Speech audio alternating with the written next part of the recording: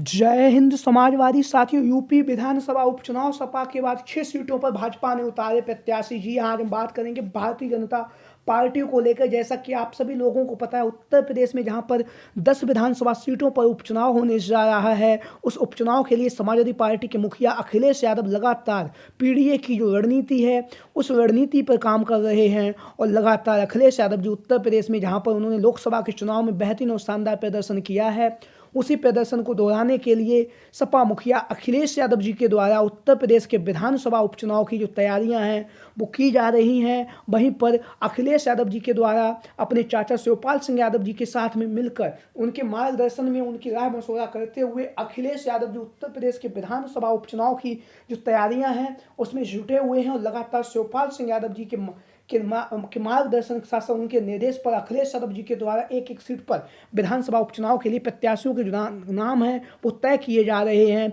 इसी बीच में अखिलेश यादव जी के द्वारा उत्तर प्रदेश में जहां पर 10 विधानसभा सीटों पर उपचुनाव है, उसमें से 6 विधानसभा सीटों पर अखिलेश यादव जी के द्वारा प्रत्याशियों का जो नाम का ऐलान है वो कर दिया गया है। जिनमें जो सीटें हैं करहल, सीसामऊ, फूलपुर, मिल्कीपुर, कटहरी और मंझवा, ये वो 6 विधानसभा सीटें हैं जहां पर सपा मुखिया अखिलेश यादव जी ने अपने प्रत्याशियों को चुनावी मैदान में उतार दिया है। वहीं पर अब भारतीय जनता पार्टी की तरफ से जो लोकसभा के चुनाव में करारी हार जो हुई है भारतीय जनता पार्टी में, तो योगी आदित्यनाथ के ऊपर जो हार का जो ठीकरा है वो फोड़ा गया है। तो अब उत्तर प्रदेश के उपचुनाव की तैयारियों में योगी आदित्यनाथ जी जुड़े हुए हैं और लगातार योगी आदित्यनाथ जी के द्वारा उत्तर प्रदेश के विधानसभा के उपचुनाव में जिस तरह से लोकसभा के चुनाव में करारी शिकस्त हुई है उसका बदला लेने के लिए योगी आदित्यनाथ जी के द्वारा जो है रणनीति बनाई जा रही है। और उत्तर प्रदेश में जहाँ पर 10 विधानसभा सीटों पर उपचुनाव है तो 10 में से 10 विधानसभा सीटें जीतने के लिए योगी आदित्यनाथ जी स्वयं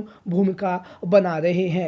जहां पर उत्तर प्रदेश में 10 विधानसभा सीटों पर उपचुनाव है, उसके साथ ही साथ अखिलेश यादव जी को टक्कर देने के लिए योगी आदित्यनाथ जी की जो रणनीति है वो बनाई जा रही है। और हम बात करेंगे भारतीय जनता पार्टी की 6 सीटों पर जहां पर अखिलेश यादव जी ने प्रत्याशी उतारे हैं, उनसे वहां से भारतीय जनता पार्टी किसको अपना प्रत्याशी बनाने जा रही है। तो हम बात करेंगे, सबसे शुरुआत करेंगे मिल्कीपुर की विधानसभा सीट जो अयोध्या की लोकसभा सीट के अंतर्गत आती है।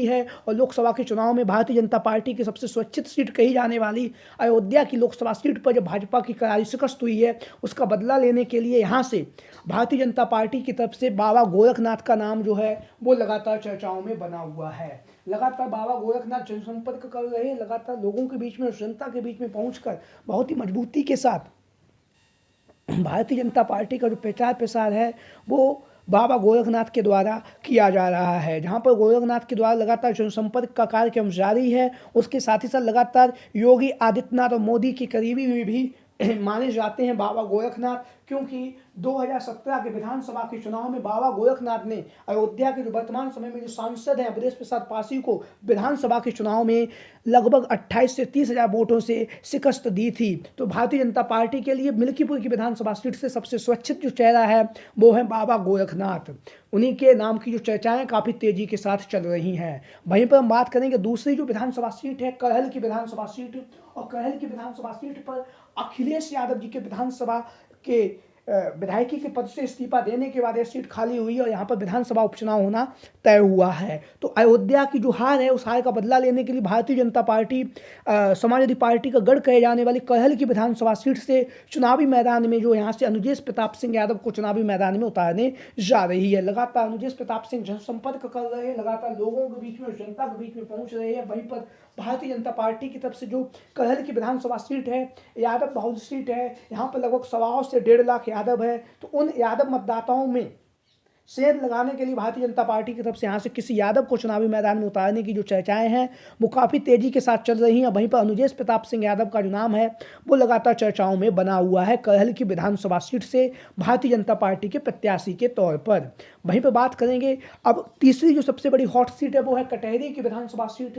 और कटहरी की विधानसभा सीट से भारतीय जनता पार्टी के प्रत्याशी के तौर पर अवधेश द्विवेदी का जो नाम है लगातार चर्चाओं में बना हुआ है। अवधेश द्विवेदी पूर्व में भी विधानसभा का जो चुनाव है वो लड़ चुके हैं, हालांकि चुनावी मैदान में जीत हासिल नहीं कर सके, लेकिन कटहरी की विधानसभा सीट से अवधेश द्विवेदी को भारतीय जनता पार्टी यहाँ से चुनावी मैदान में उतारने जा रही है। लगातार इनके नाम की जो चर्चाएं हैं वो लगातार चल रही हैं। वहीं पर कटहरी की जो विधानसभा सीट है वो कहीं ना कहीं उत्तर प्रदेश की राजनीति में काफ़ी ज़्यादा महत्वपूर्ण है, क्योंकि योगी आदित्यनाथ भारतीय जनता पार्टी की तरफ से यहाँ से विधानसभा के प्रभारी हैं और समाजवादी पार्टी की तरफ से समाजवादी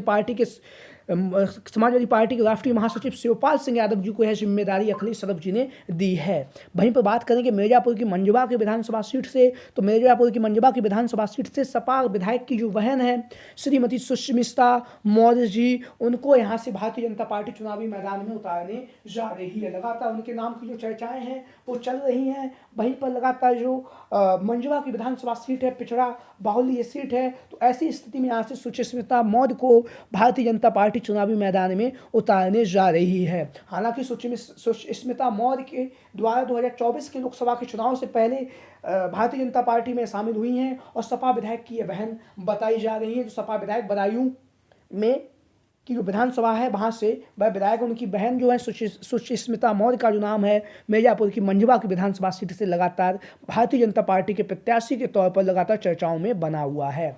वहीं पर बात करेंगे सीसामऊ की विधानसभा सीट से भारतीय जनता पार्टी के प्रत्याशी के तौर पर अजय कपूर, जैसा कि आप लोग इन तस्वीरों के माध्यम से देख भी रहे हैं, अजय कपूर कांग्रेस पार्टी के कद्दावर नेता रहे हैं। हालांकि लोकसभा के चुनाव से पहले उन्होंने कांग्रेस पार्टी को छोड़कर भारतीय जनता पार्टी में शामिल हुए थे और अब सीसामऊ की विधानसभा सीट से भारतीय जनता पार्टी के प्रत्याशी के तौर पर अजय कपूर का जो नाम है वो लगातार चर्चाओं में बना हुआ है। लगातार अजय कपूर जनसंपर्क कर रहे हैं, लगातार लोगों के बीच में, जनता के बीच में पहुंचकर लगातार मजबूती के साथ भारतीय जनता पार्टी का जो प्रचार प्रसार है वो अजय कपूर के द्वारा किया जा रहा है। जहां पर अजय कपूर धुआंधार तरीके से चुनावी प्रचार में जुटे हुए हैं, वहीं पर इनकी जो दावेदारी है वो काफ़ी मजबूती के साथ मानी जा रही है। एक सर्वे हुआ था, उस सर्वे में जनता ने सीसामऊ की विधानसभा सीट से भारतीय जनता पार्टी के प्रत्याशी के तौर पर अजय कपूर को चुनावी मैदान में उतारने के लिए जनता ने उन्हें अपनी पहली पसंद बताया है सीसामऊ की विधानसभा सीट से भाजपा प्रत्याशी के रूप में। वहीं पर बात करेंगे अगली जो विधानसभा सीट है वो है फूलपुर की विधानसभा सीट, और फूलपुर की विधानसभा सीट से भारतीय जनता पार्टी की तरफ से नागेंद्र प्रताप सिंह पटेल का जो नाम है वो लगातार चर्चाओं में बना हुआ है। जहां पर एक सर्वे हुआ था, उस सर्वे में नागेंद्र प्रताप सिंह को भाजपा का प्रत्याशी के तौर पर जनता ने पसंद भी किया है। हालांकि नागेंद्र प्रताप सिंह जो पटेल हैं वह समाजवादी पार्टी में कभी शामिल हुआ करते थे, लेकिन विधानसभा के चुनाव से पहले उन्होंने समाजवादी पार्टी को छोड़कर अपना दल जो सोने लाल है, जिसकी अनुप्रिया पटेल राष्ट्रीय अध्यक्ष हैं, उनकी पार्टी में पहुंचे और वहां पर उन्हें जो है राष्ट्रीय महासचिव बनाया गया है। वहीं पर भारतीय जनता पार्टी की टिकट से है जो फूलपुर की विधानसभा सीट है, यहाँ से चुनावी मैदान में उतर सकते हैं। लगातार नागेंद्र प्रताप पटेल का जो नाम है भाजपा के प्रत्याशी के तौर पर लगातार चर्चाओं में बना हुआ है। तो आप लोगों की क्या राय है?